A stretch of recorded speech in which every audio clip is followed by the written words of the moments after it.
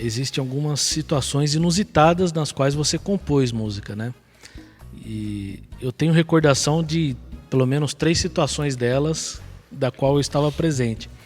A primeira, não sei se você lembra, a gente estava na primeira IPI e nós fomos para um casamento em Curitiba, se eu não me engano, não me falha a memória, era o casamento do Heleno.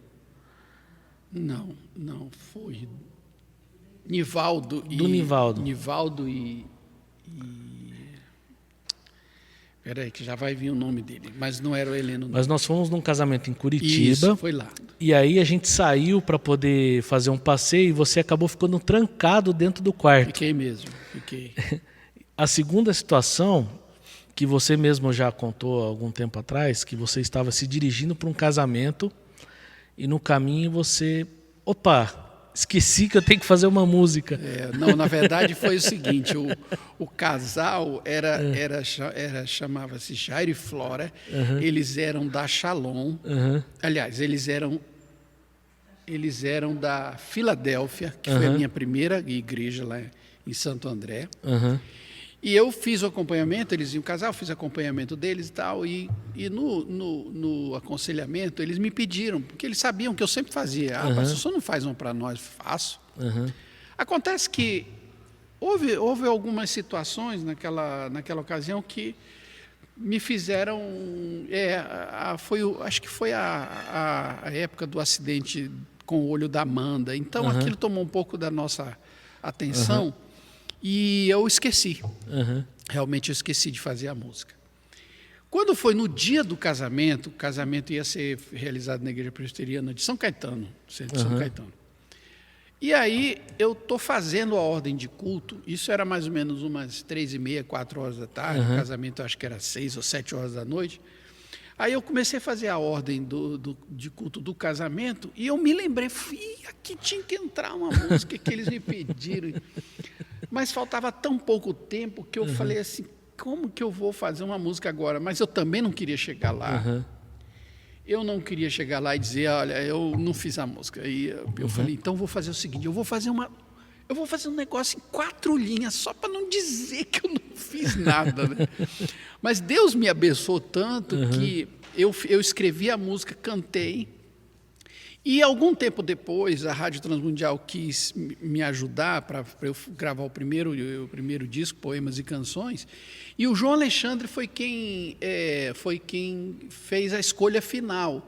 E eu mandei umas 20 músicas para ele, entre elas o Cântaros. A música chama Cântaros. Como cântaros vazios, nossos corações trazemos para encher com teu amor.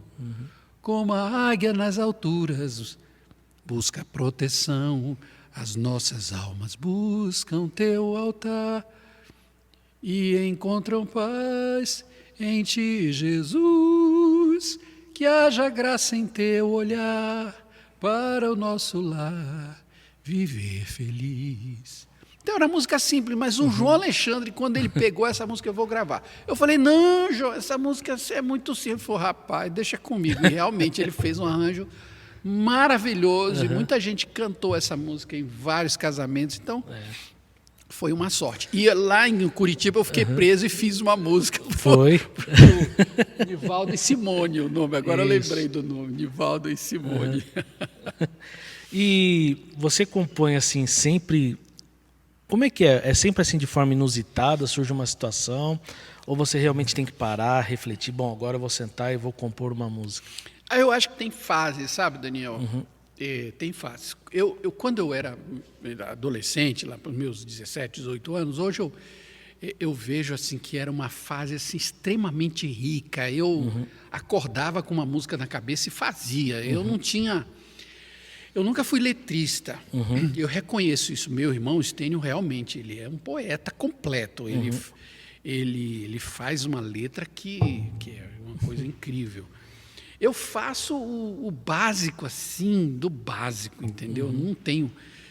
Primeiro, eu não consigo fazer música rimada. Eu não consigo escrever uma letra rimada. Para mim, o importante é a mensagem que você vai dizer. E a música substitui essa preocupação de ter uma rima.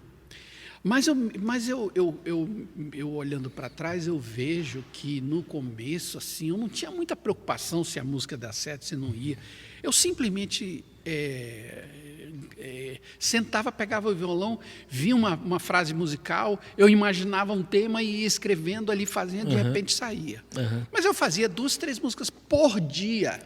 É lógico que metade delas não serviu para nada, mas era assim, era uma profusão de ideias que vinham e tal. Algumas delas realmente foram aproveitadas. Os Jovens da Verdade foram os primeiros que descobriram esse talento e começaram a gravar minhas músicas. Eventualmente, Vencedores por Cristo gravou alguma coisa. Outros cantores também começaram a descobrir. O Milad gravou um bocado de coisa minha, Paulo César do Logos, enfim. Então, mas eu lembro que essa fase era uma fase que eu não tinha muita preocupação, assim, de vou... Mas à medida que você vai amadurecendo, a ideia de fazer música começa a preocupar, porque você já gravou, as pessoas já conhecem.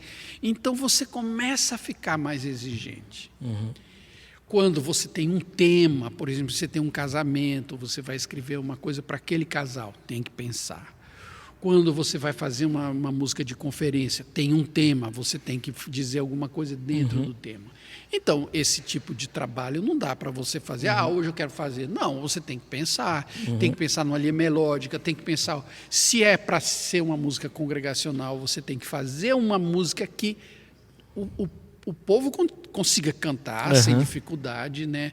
Então, à medida que o tempo foi passando, as músicas foram ficando mais, digamos, mais complexas, mais trabalhadas, mas elas também não saem. Não era 3 por dia, não. Era uma a cada 3 meses e olhe lá. Né? Porque a gente vai ficando mais exigente. Agora, dizer que tem um método assim, não tem. Às vezes você... Uma vez eu vi uma entrevista daquele violonista... Espera aí que já vai vir o nome dele aqui para mim. Mas ele estava dando uma entrevista, né? E ele dizia, e numa frase ele falou assim: são os dedos que acham a nota. Eu nunca esqueci disso.